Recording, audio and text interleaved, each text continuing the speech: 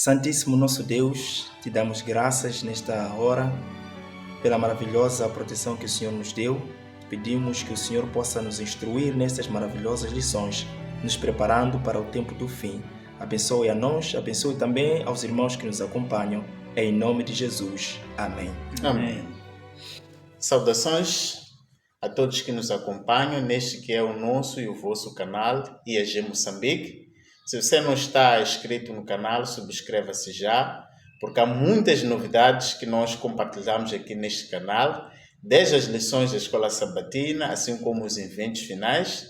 E temos uma grande novidade, que é um evangelismo que está às portas neste mês de junho, que vai decorrer aqui em Moçambique, onde teremos a presença do diretor-geral do IAG, nosso irmão Severino Couto. Então, convidamos a todos os irmãos para que possam se preparar, para que possam aderir em massa neste evangelismo que irá decorrer aqui em Moçambique.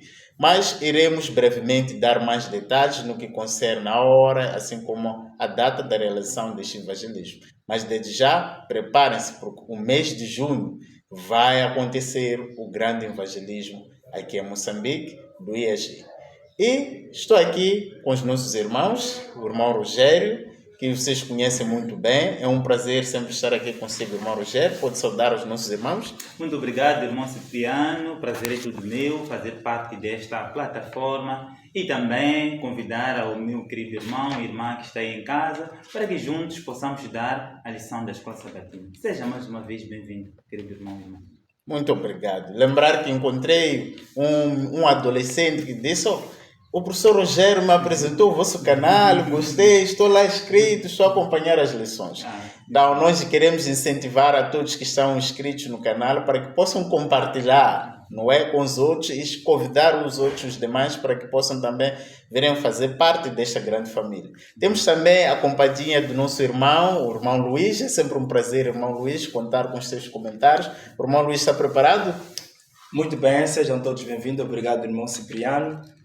Realmente precisamos estar sempre preparados para estudarmos as lições, porque elas nos fazem crescer espiritualmente. Só para lembrar que já estamos na lição número 10, daqui a bocado são mais 3 lições, já terminamos. É tempo de cada um se preocupar em adquirir o próximo trimessário para continuarmos a estudar as lições da Escola Sabatina. E esteja conosco até o fim. Muito certo. Então pegue a sua Bíblia, pegue o seu trimessário e nós vamos diretamente para a lição número 10, que tem como tema para quem o fim tem chegado. Falando do fim, quando é que esse fim chegou? Em poucas palavras, o que nós podemos dizer sobre este fim? Muito bem. Na verdade, o tempo do fim inicia em 1798, não é?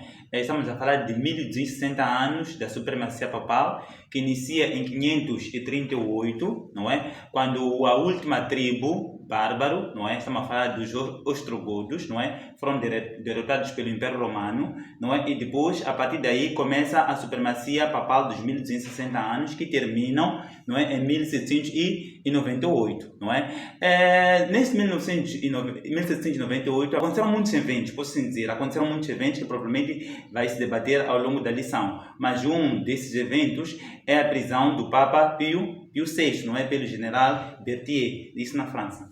Então, logo a partir de 1798 até os dias atuais, nós vivemos no tempo do fim. Muito obrigado, irmão Rogério. Então, o verso que nos acompanhou ao longo desta semana é 1 Coríntios, capítulo 10, de versículo 11 a 12.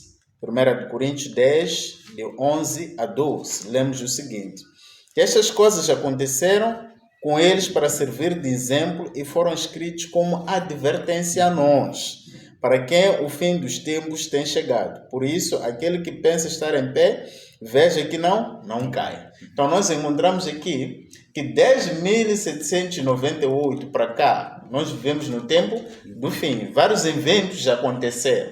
Assim como desde antes desse tempo, vários eventos aconteceram. Todos esses eventos são escritos na Bíblia, ou a profecia fala desses eventos como advertência para nós, sobre o qual o fim chegou. Então, nós temos que nos preparar para este fim.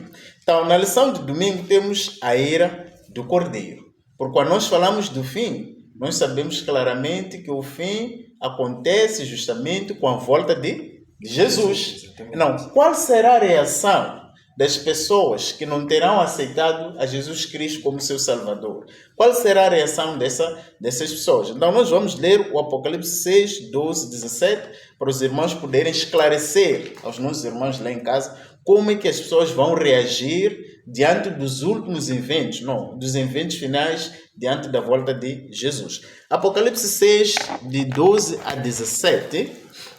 Apocalipse 6, de 12 a 17, lemos o seguinte: Vi quando ele abriu o sexto selo, e houve um grande terremoto. O sol escureceu como um saco de silício, e a lua toda tornou-se como sangue, e as estrelas do céu caíram sobre a terra como figos verdes derrubados da figueira por um vento forte.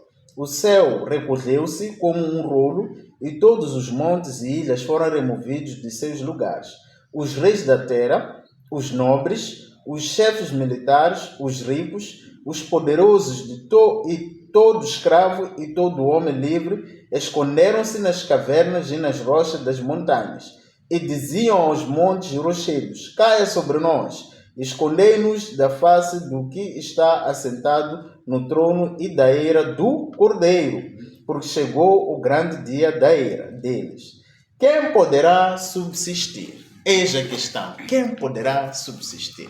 Qual será a reação das pessoas diante desses eventos? É muito interessante que na lição de domingo é-nos feita uma questão lá no capítulo 6 de Apocalipse, no verso 17. Quem irá subsistir? E eu acho que esta devia ser pergunta de cada um que tem o contato com a Bíblia, que tem a esperança de salvação, para então entender como é que as coisas vão acontecer e qual é que deve ser a nossa posição. Então, quando nós olhamos, por exemplo, para o que Jesus estava falando lá com os seus discípulos, após ter dito que não haverá aqui pedra sobre pedra, ele mencionou alguns eventos que iriam logo acontecer. Por exemplo, quando nós voltamos para os tempos passados, em Lisboa, ele falou que iria haver o quê? O tremor de terra, os terremotos. Então nós olhamos e vemos que realmente o que Jesus disse aconteceu. Houveram também a caída das estrelas no mar, ok? Nos Estados Unidos, lá naqueles tempos. E também vimos o escurecimento do sol. Então nós já estamos a viver realmente no momento que os sinais já apontam para um dia específico. E qual é que é esse dia? Apocalipse nos diz: no dia em que o Cordeiro vai se levantar e vai lançar a sua ira. E haverão pessoas neste momento. E quais são essas pessoas? Haverão dois grupos. Quais são esses grupos? Os rebeldes e aqueles que terão aceite a palavra de Deus e andar segundo aquilo que ela nos diz. Quando nós olhamos, por exemplo, para o que vai acontecer, olha, vamos juntos para lermos o versos 14, aqui no Apocalipse, versos 6. E o céu retirou-se como um livro que se enrola, e todos os montes e ilhas foram removidos dos seus lugares. E os reis da terra, e os grandes, os ricos, os tribunos, os poderosos, e todos os servos, e todo o livre, se esconderam nas cavernas e nas rochas das montanhas. Olha só, estes são os dois grupos. Há quem, ao ver o Cordeiro de Deus a vir à terra, esconde-se, procura a morte. Mas atenção, nesse momento ninguém vai morrer, porque terá de ver o quê? O Cordeiro que vem fazer o quê? Reivindicar o seu caráter. Então, a quem então vai subsistir a este dia tão grande?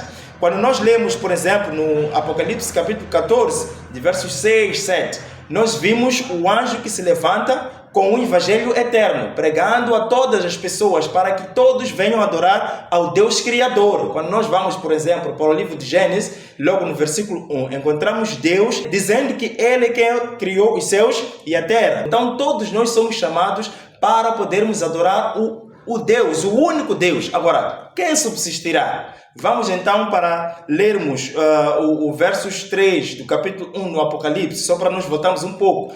Existem 3 passos importantes aí. 3 passos importantes. Quais são esses passos? Primeiro, a palavra nos diz que bem-aventurado é aquele que faz o quê? Aquele lê. E bem-aventurado aquele que ouve. E por fim, bem-aventurado aquele que guarda. Não é? As palavras desta profecia, porque o tempo está próximo. Então, aquele que vai subsistir é aquele que segue esses 3 passos, que isso é muito importante. Muito obrigado.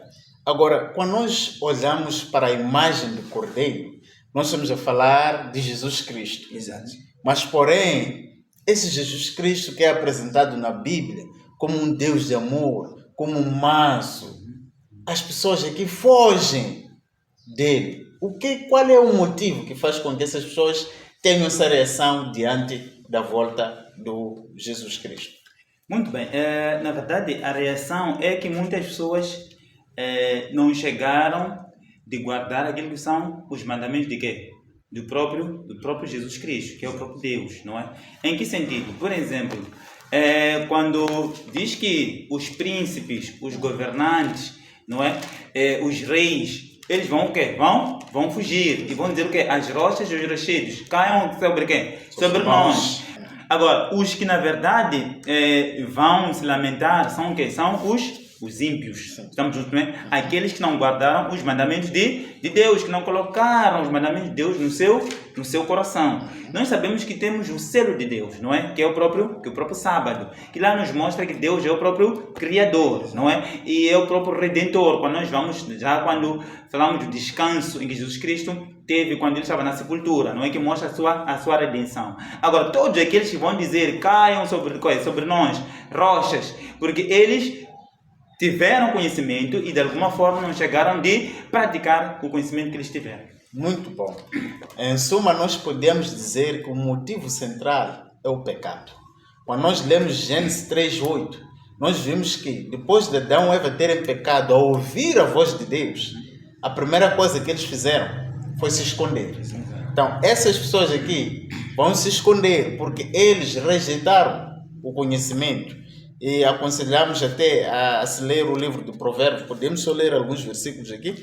Provérbios capítulo 1. Encontramos no verso 20. Diz que a sabedoria grita nas ruas e levanta sua voz nas praças. Clama do alto dos muros e profere suas palavras à entrada das portas e na cidade. Mas, versículo 24. Mas porque clamei e recusaste, porque estendi a mão, ninguém deu atenção, mas pelo contrário desprezaste todo o meu conselho e fizeste pouco caso da minha repreensão. Eu também rirei no dia da vossa calamidade e zombarei quando o terror vos sobrevier. Como tempestade e a vossa calamidade passaram como redemoinho. Quando a aflição e a angústia chegarem, então clamarão a mim, mas eu não responderei. Ansiosamente me buscarão, mas não me encontrarão, porque menosprezaram o conhecimento e rejeitaram o temor do Senhor. Então, todos aqueles que rejeitam hoje a palavra de Deus são esses que naquele dia vão buscar a morte, mas a morte vai fugir deles. Então, o apelo aqui, queridos irmãos, é que tu e eu possamos nos entregar nas mãos de Deus para não fazermos parte deste grupo que irá fugir dele, mas sim fazermos parte daqueles que vão poder responder aquela pergunta: quem subsistirá?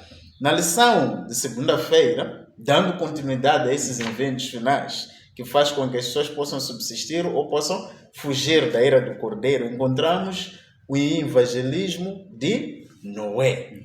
Como é que nós podemos, o que é que nós aprendemos com este grande homem que a Bíblia fala dele, o homem chamado Noé? O que é que ele fez de especial? E o que é que nós podemos aprender dentro desse tempo do fim com este grande homem? Bom, a Bíblia responde à questão que aqui é me colocada, não é? Quando nós vamos para a descendência de quem? Do próprios filhos de Adão, não é? Aqui encontramos a descendência de Sete, não é? Lá nos versículos 32, que diz o seguinte: aos 500 anos, não é? Noé tinha gerado Sem, Cã e Jafé, não é? E também no capítulo 6, versículos 8, já nos diz: a Noé, porém, o Senhor mostrou o quê? Benevolência. Está percebendo, não é? Então, em outras palavras, a Noé o Senhor mostrou o quê? Piedade, não é? E também, continuando para dar mais ênfase a esta lição, nós aqui encontramos que Noé pregou quantos anos? 120 anos, não é? Quantas pessoas conseguiram se salvar? Foram 8 pessoas, não é? Durante todos esses 120 anos, Noé basicamente ele não pregou sozinho, não é? Mas um assunto importante que eu gostaria de realçar é que, na verdade, o Senhor viu que a perversidade do ser humano já tinha atingido o seu cúmulo, não é? Então, foi por essa razão que disse que não. Eu me arrependo de ter criado o quê? Ter criado este homem. O arrependimento de Deus, na verdade, é por causa do quê? Da quebra da aliança que o homem devia ter com quem? Com o próprio Deus, não é? Então, quebrou-se esta aliança. E depois, Deus o que teve que fazer? Teve que destruir, não é? Este planeta, o planeta Terra, com o dilúvio. E não só, existem alguns aspectos também que eu gostaria de realçar. É sobre o versículo do capítulo 7, versículo 16, que diz o seguinte: os animais que entraram foram um macho e uma fêmea, de cada ser vivo, conforme Deus ordenara a Noé. Agora, depois diz o seguinte: então o Senhor fechou o quê? Fechou a porta, não é? Em outras palavras, aqui se diz que mesmo que alguém tivesse uma oportunidade de se arrepender, neste preciso momento já não havia o quê? Um arrependimento, porque todos eles já foram o quê? Já tinham sido selados. Estamos juntos, não é? E também encontramos a mesma porta aqui. Quando eu vou para o livro de Gênesis, capítulos 8, versículos 13. 8, versículos 13. 8, 13. Diz o seguinte. Diz: no primeiro dia do primeiro mês do ano 601 da vida de Noé, secaram-se as águas na terra. Noé então removeu o teto da arca e viu que a superfície da terra estava o quê? Estava seca. Agora, no 27º dia do segundo mês, a terra estava completamente o quê? Seca. E Noé estava onde? Estava dentro da arca. Mas eu pergunto, quem fechou a porta? Foi o quê? Foi o próprio Deus. Por que Noé não saiu? Não é porque quando Deus fecha a porta, ninguém pode fazer o quê? Ninguém pode abrir. No versículo seguinte, diz o seguinte: então Deus disse a Noé: sai de onde? Sai da arca. Você e sua mulher, seus filhos e as mulheres deles. Então o que Deus fez aqui? Ele abriu a porta. E Noé fez o quê? Saiu. Encontramos também a mesma parábola do quê? Das 10 virgens, não é? Em que o Senhor fez o quê? Ele fechou a porta. Ali já ninguém podia fazer o quê? Se arrepender. Então, esta porta aqui que se indica tanto nos tempos de Noé, assim na parábola das 10 virgens, é a porta do quê? Da graça. Agora, a porta da graça é o quê? Está aberta. Ainda temos muitas oportunidades de nos arrepender. Mas será um período em que ninguém jamais será ou se arrependerá. Talvez para acrescentar um bocadinho aí, porque muitos podem se questionar, durante 120 anos, simplesmente para salvar 8 pessoas. Então, aí é um dado muito especial aí. Então, isto mostra-nos claramente a obra que todo pai tem em sua família. Pode não, segundo o que diz o Espírito de Profecia, os pais podem não converter alguém que seja de fora, talvez por um evangelismo, mas o maior evangelismo deve ser feito onde? Em casa. Ainda que não consiga converter alguém de fora, mas se pelo menos conseguir converter os seus filhos, já é uma grande obra para Deus. Segundo o que nós vemos, Jesus teria vindo à terra, mesmo que fosse para salvar apenas um homem. Agora, qual é a nossa posição hoje? Já somos dados a oportunidade de podermos entrar na arca. Entremos na arca. E isso é muito importante, porque não temos outro caminho. Quando Deus fecha a porta, ninguém mais pode abrir. Mas, olha só, Ele também bate a porta. Então, aquele que aceitar abrir a porta, ele entrará e será com ele. Muito bom, muito bom. Esta é uma lição muito interessante, que podemos explorar em vários âmbitos. Por exemplo, nós aqui aprendemos uma coisa muito interessante. Quando o irmão ia explicando que Deus ordenou com que os animais entrassem na arca, não é? Macho e fêmea. O que me chama mais a atenção neste evento é que Deus usa todas as formas para alcançar as pessoas. Se for necessário usar a natureza, para que através da natureza as pessoas venham reconhecer a Deus, Ele pode usar. Para mim, o fato dos animais, tanto domésticos, assim como aquilo que nós classificamos hoje de animais selvagens, todos, entrar em par, o leão, não é? Macho e fêmea. Os elefantes, idem. Era uma grande pregação para aquelas pessoas. Nunca tinham presenciado um evento daqueles. Só o fato dos animais em par, não é?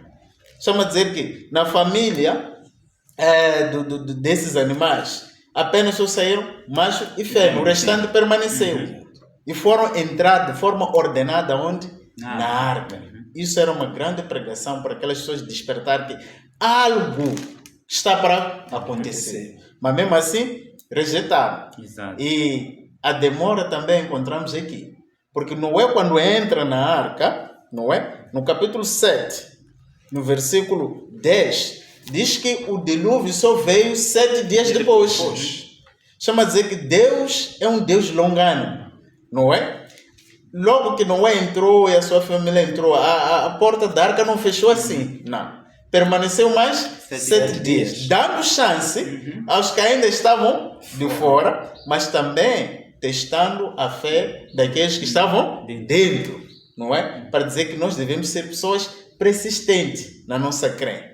Na nossa crença, seremos provados, mas nós não devemos desistir, porque aquele que prometeu é certo que irá cumprir com a sua promessa. Então, a mensagem de Noé é que as pessoas deviam entrar na arca. É a mesma mensagem da advertência que nós temos hoje. Mas nós chamamos as pessoas para entrar na arca para guardar os mandamentos de Deus, que se encontram no lugar santíssimo. Então, esta lição é uma lição interessante. Parece que o irmão Luís... Exato. Para dizer que realmente quando nós aprofundamos, nós encontramos, por exemplo, Matusalém, que é o homem que mais viveu, mais do que seu próprio pai, mais do que o próprio Adão, que viveu 930 anos. Ele viveu mais tempo. Então, se ele viveu mais tempo, praticamente ele também participou da pregação ou do evangelismo de quê? Do próprio Noé. Então, qual é a mensagem que ele estava a trazer? Nós vemos que este, tendo vivido mais tempo, ele ainda preservava os princípios da saúde. Então, o que é que isso quer dizer? Quer dizer que enquanto Noé pregava, ele também estava junto com ele para pregar sobre a questão da reforma, a questão dos princípios naturais da saúde. Então, tem um dado muito importante. Foi o homem que viveu mais tempo, porque preservava o quê? A questão da saúde dada por Deus. E um pouco antes do próprio dilúvio, Deus permitiu que ele pudesse fazer o quê? Descansar, não é? Então, há um dado muito importante também aqui. Há muita gente mesmo perto da vinda de Jesus, então elas serão levadas a descansar, ok? Então, isto é uma lição muito grande para nós. Precisamos preservar ainda também a questão da saúde, para podermos ter mais vida. Mas vida para quê? Para debochar? Não. Mas vida para poder fazer o evangelismo, continuar a levar as pessoas para a salvação. Muito bom. Não sei. Sim. Okay. Não, é muito mais naquilo que estava a falar, porque na verdade, quando uma pessoa vai se expressando, não é? Você terá algo a dizer nesta lição. Não é? Você não tem como ficar mudo, não é? Nesta lição. É o que está acontecendo conosco aqui. Agora, aquilo que estava a dizer sobre os animais entrarem onde? Na arca. Na verdade, as pessoas viam os animais entrarem na arca. Quando eu vou para Mateus capítulo 24, versículos 38, diz o seguinte: pois nos dias anteriores ao dilúvio, o povo vivia comendo e bebendo, casando-se e dando-se em casamento, até o dia em que Noé entrou onde? Na arca. Versículos 39. E eles nada perceberam, até que veio o dilúvio e os levou a todos. Assim acontecerá na vinda do filho do quê? Do homem. Viram os animais entrar onde? Na arca. Era um evento normal ou anormal? Era normal, mas eles não se aperceberam. Tal como está acontecendo nos dias de hoje. Na verdade, está-se a falar de vários eventos, não é, que mostram que Jesus Cristo é o quê? Está a voltar. Mas o que está acontecendo com as pessoas? Tal como nos dias de Noé, não estão se apercebendo. Então, no mesmo livro, diz que Jesus Cristo virá como se fosse o quê? Um ladrão, não é? De noite, um ladrão quando entra não avisa. Então, por favor, queridos irmãos, Jesus Cristo não pode voltar, não é? Ou, em outras palavras, para dizer o seguinte, Jesus não pode voltar a nos encontrar nós numa situação em que aconteceu nos tempos do quê? Nos tempos do dilúvio. Não nos apercebermos. Na verdade, nós temos que perceber os eventos. Há quem poderia dizer que os irmãos estão a trazer pontos que eu não vi aqui na lição. Por exemplo, quando falam da questão da saúde, né? Da mensagem de saúde. Mas é interessante que o próprio Cristo relaciona a sua vida com o evento que está ligado a essa questão de saúde. Quando o irmão lia aí que comiam e bebiam, não é? Sim. E se davam em casamento. Quando nós olhamos para aquilo que é a nossa sociedade atual, o que caracteriza, né, a nossa sociedade é justamente isso. E a Bíblia já diz, né, claramente, nós trabalhamos porque simplesmente queremos satisfazer o nosso apetite, não é? Então nós vimos que a mensagem de saúde é muito importante, e essa mensagem de saúde está ligada à mensagem dos 3 anos. Logo, a mensagem da advertência não é possível ela ser dada sem chamar as pessoas a comer para a honra e glória de Deus. Então, precisamos seriamente refletir neste assunto. Então, na lição da terça-feira, encontramos a história de Sodoma e Gomorra, não é? Nós vimos na lição da segunda-feira que Deus destruiu o mundo antediluviano através do quê? Das águas, não é? Mas nós sabemos que é uma sombra daquilo que vai acontecer nos nossos tempos. No nosso tempo, Deus já não vai destruir com quem? Com a água. Então, encontramos aqui a história de Sodoma e Gomorra, que vai nos trazer um exemplo daquilo que Deus irá fazer nos nossos dias. Mas, para tal, queríamos compreender qual era a condição, não é, do mundo naquele tempo que levou com que a cidade de Sodoma e Gomorra fosse destruída. Bom, infelizmente, quando nós olhamos para o livro de Gênesis, né, nós encontramos aqui, Gênesis capítulo 19, muitos dados que podemos levar aqui como advertência para nós. Nós vemos que o próprio Mateus já diz como é que vivia-se lá. Eles comiam, bebiam e davam-se em casamento. Então, isto fazia com que as pessoas não pudessem acompanhar os eventos. E nós olhamos mais tarde que Deus envia lá 2 anjos para poderem ir ter com quem? Com Ló. Porque ele queria destruir o povo.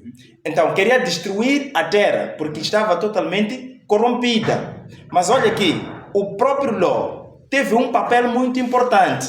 Quando os moradores corruptos viram aqueles anjos, eles queriam fazer o quê? Queriam dormir com os anjos. Por quê? Porque a promiscuidade estava no auge. O cálice de Deus já estava quase cheio por causa das abominações que lá aconteciam. Agora, há um dado também muito importante que nós encontramos aqui, por exemplo, no versos 13, no capítulo 19. Vamos começar pelo verso 12.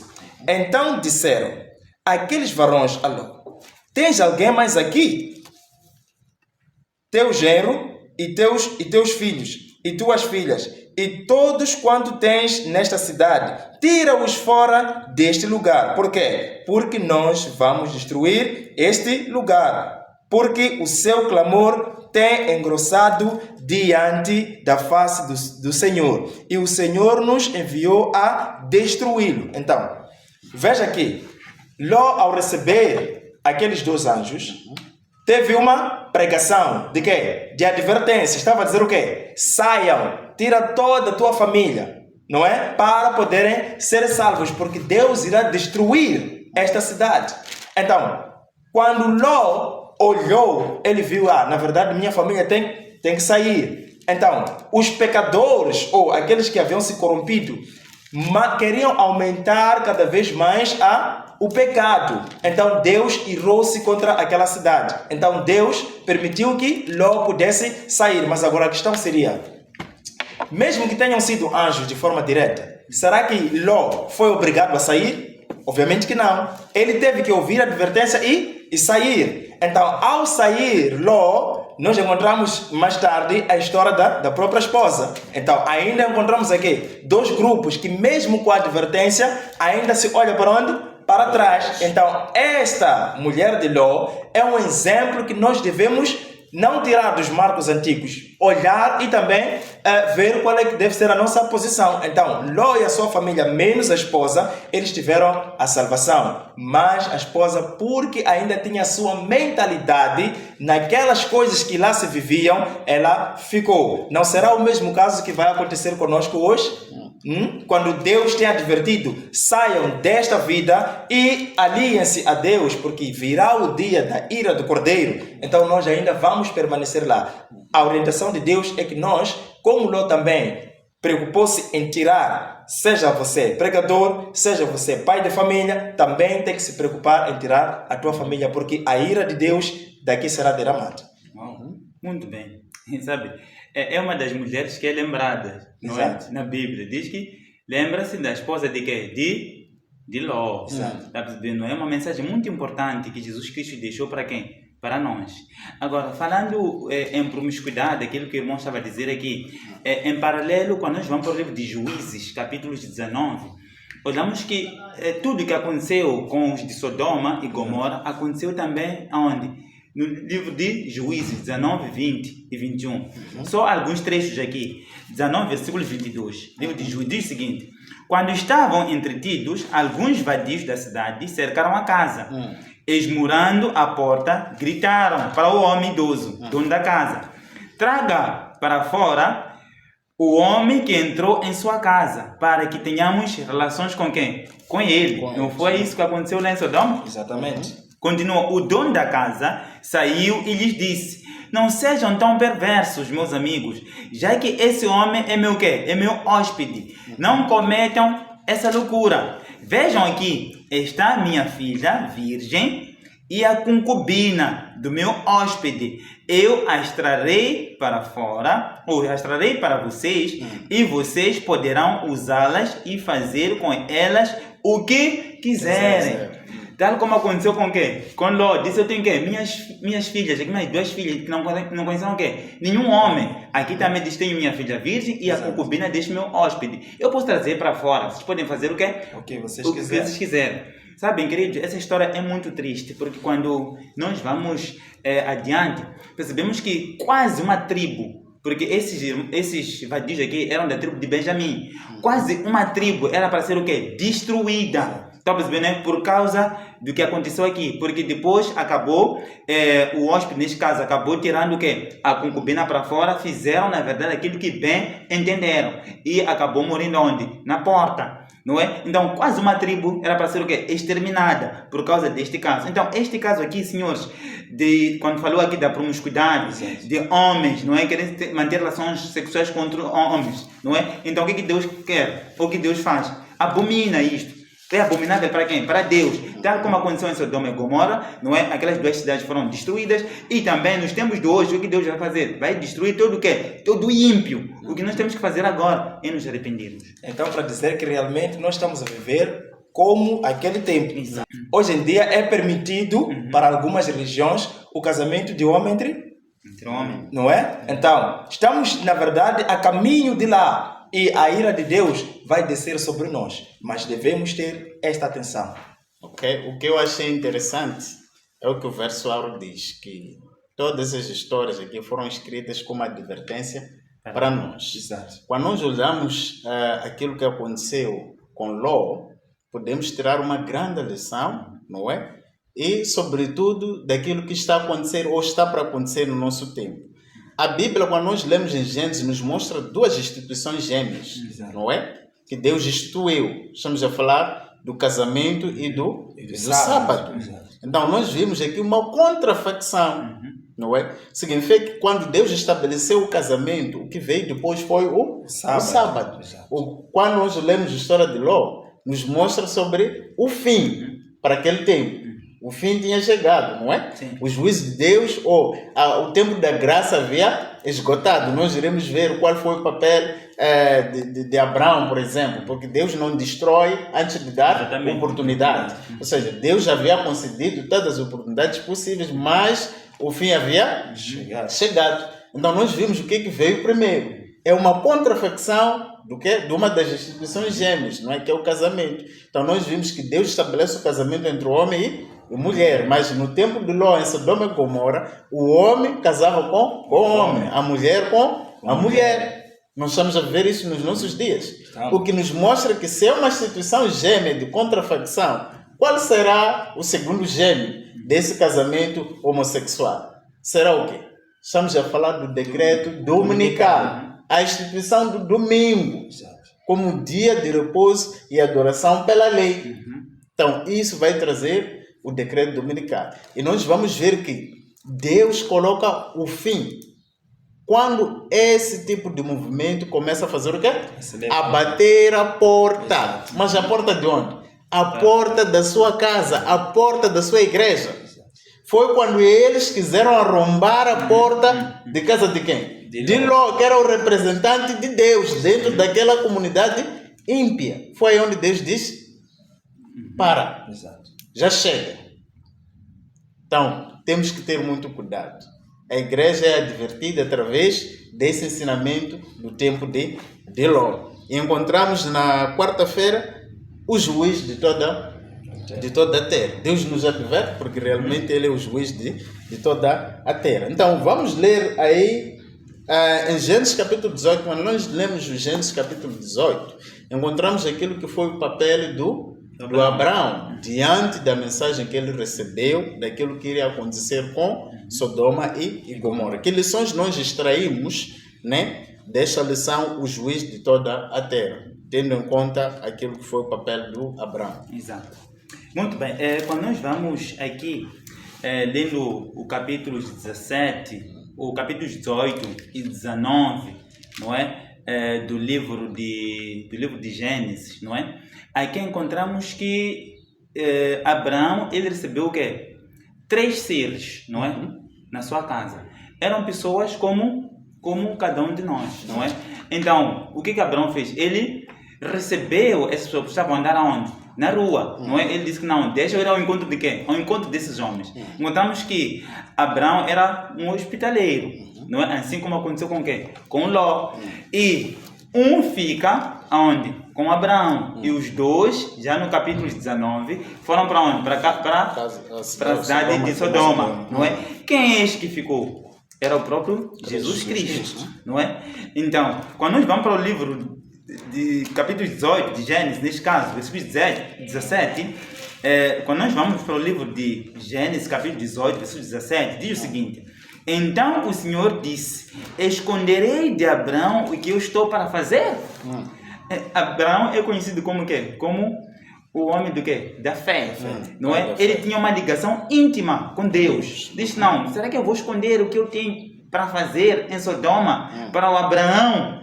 Não é? Encontramos Abraão a interceder não só pelo quê? Pelo Ló, que era sobrinho, mas intercede pela cidade de Sodoma. Diz o seguinte: Deus, se, por exemplo, na cidade encontramos 50 justos, você vai destruir? Deus que não, eu não posso destruir a cidade. Não é? Se encontrar quanto? 50 justos. Continua.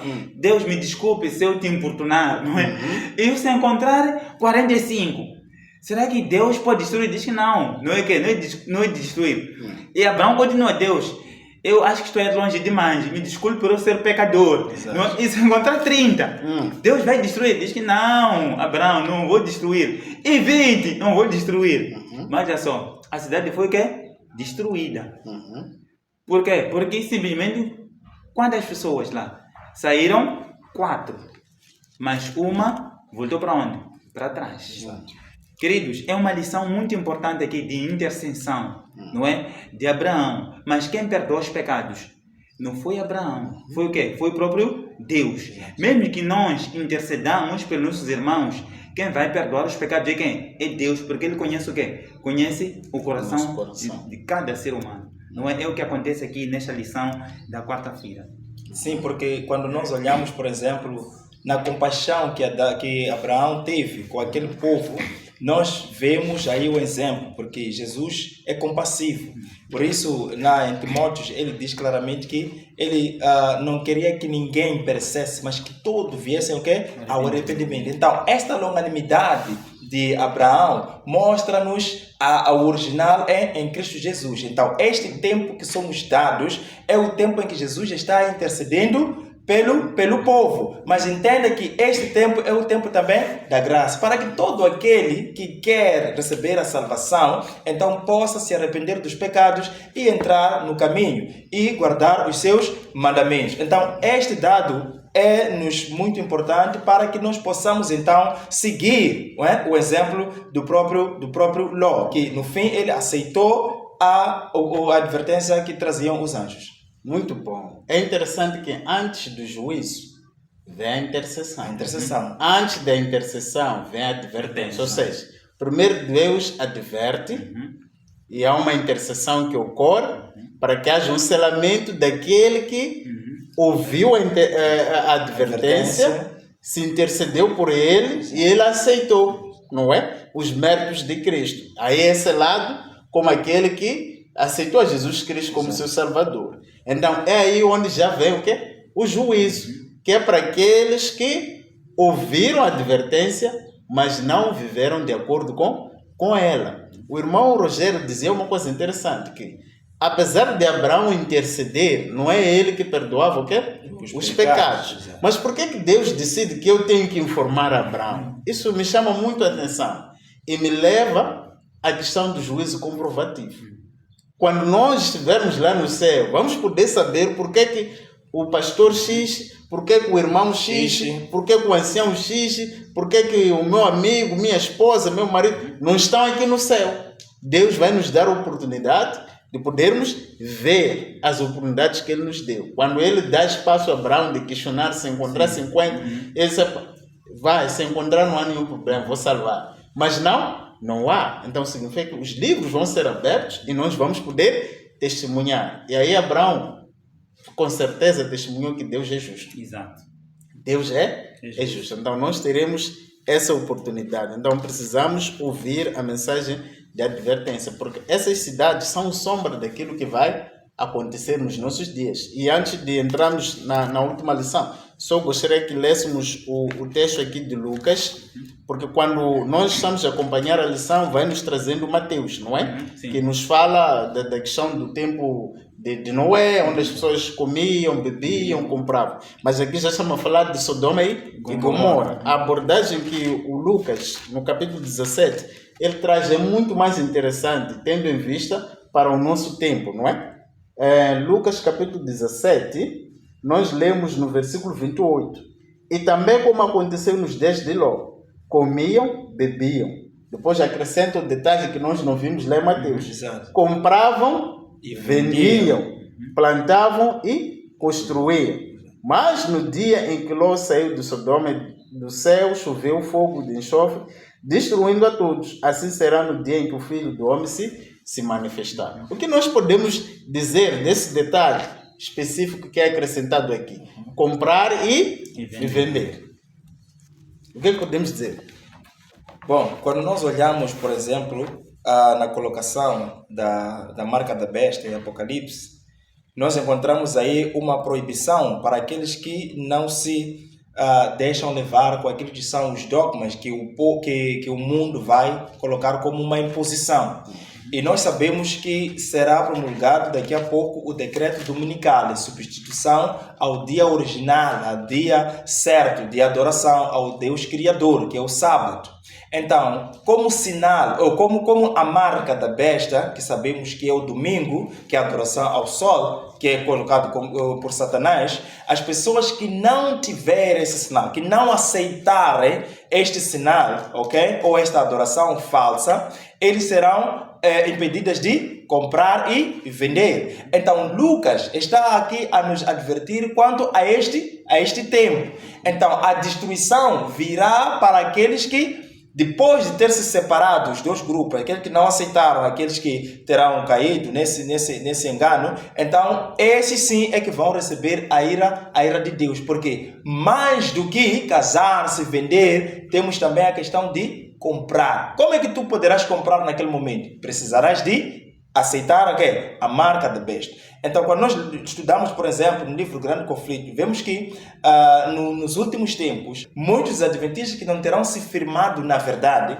por causa da opressão que vão viver nos últimos tempos, então eles vão preferir vender a sua verdade, que já estudaram já desde muito por causa de comida e vestimentas. Então, esta que é a triste realidade que nós encontramos nos eventos finais. Muito bem. E também na parábola que eu já tinha mencionado, na parábola das 10 virgens, né? Exato. Temos as 5 insensatas e as outras 5 prudentes. O que as insensatas disseram quando o azeite acabou? Não é que representa o Espírito Santo. Exato. As prudentes disseram o seguinte: nós não podemos partilhar convosco o nosso quê? O nosso azeite. Vão fazer o quê? Vão comprar. Exato. As prudentes aqui se refere, não é que é o selamento do caráter.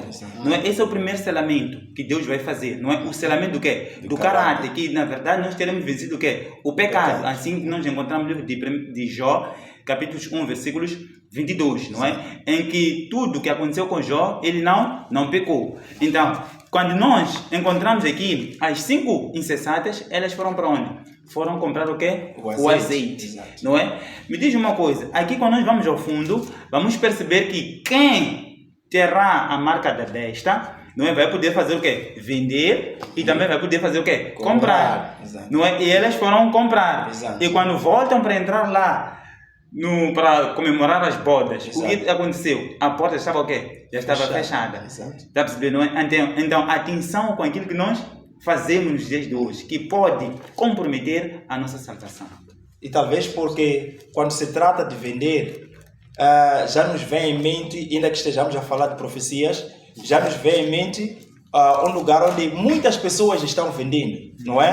Uma certa coisa. E logo nós encontramos aí muitas igrejas, ok? Muitas igrejas a fazer o quê? A promover a adoração à marca da besta. Nesse caso, estamos a falar da adoração no domingo. Então, as imprudentes, elas foram se aliar a quem? A essas igrejas. Porque elas já vêm desde muito vendendo o próprio domingo. Então, quando voltam, a porta já havia sido fechada. Então, não pode mais voltar. Mas há um dado muito importante sobre aquelas que ficaram. É que elas já tinham sido seladas que não tinham como voltar a sair. Então, o caráter não vai ser no futuro que deve ser selado. Tem que ser agora. Nós precisamos sempre e sempre abraçarmos a verdade que está escrita para a nossa salvação.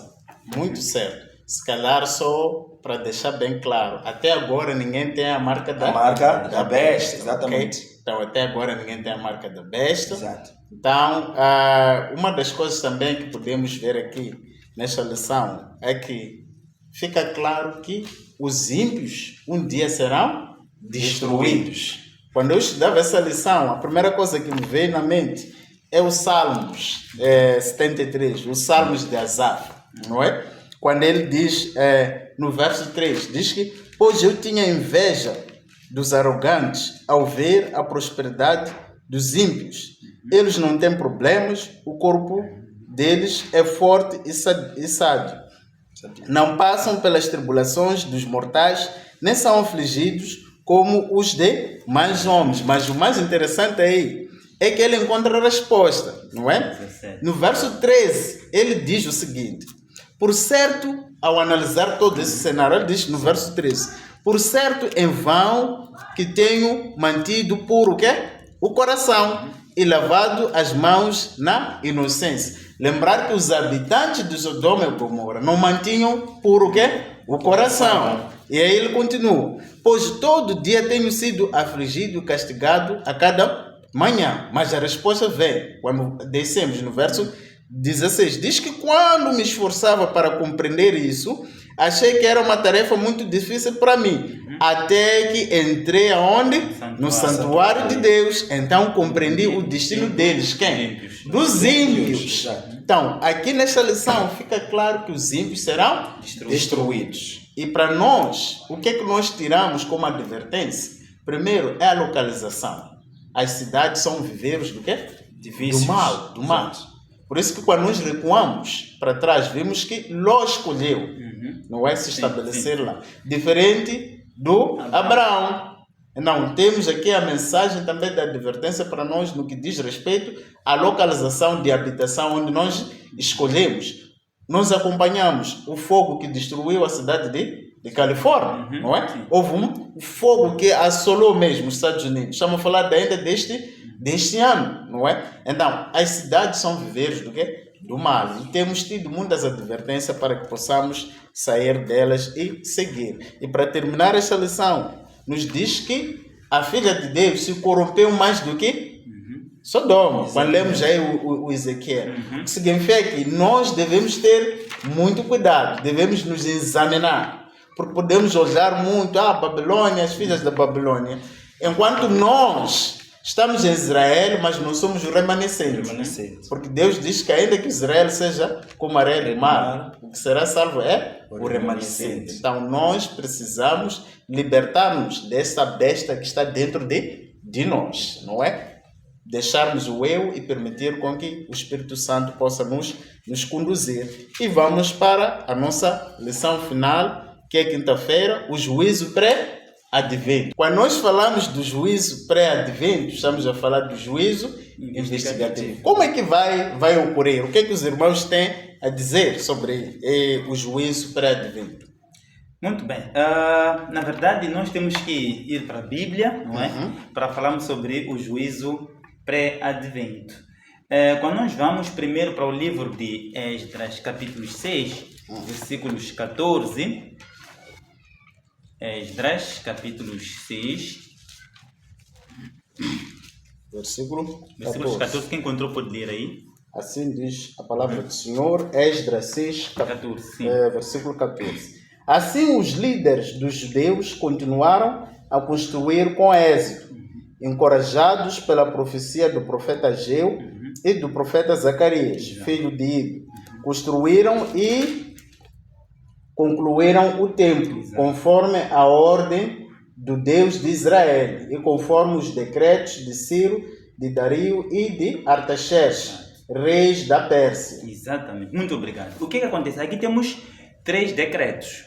Temos o decreto de Ciro, não é, que inicia, não é, com a reconstrução de Jerusalém. E temos também o decreto de Dario, não é? Então, nesses 2 decretos, não é, Jerusalém não terminou, mas foi terminar no terceiro decreto, que foi isso em 457 antes de Cristo, não é, no último decreto, não é? Agora, é aí onde inicia as 2.300 tardes e manhãs que nós encontramos no Daniel capítulo 8, versículos 14, que diz que até 2.300 tardes e manhãs o santuário será o quê? Purificado, não é?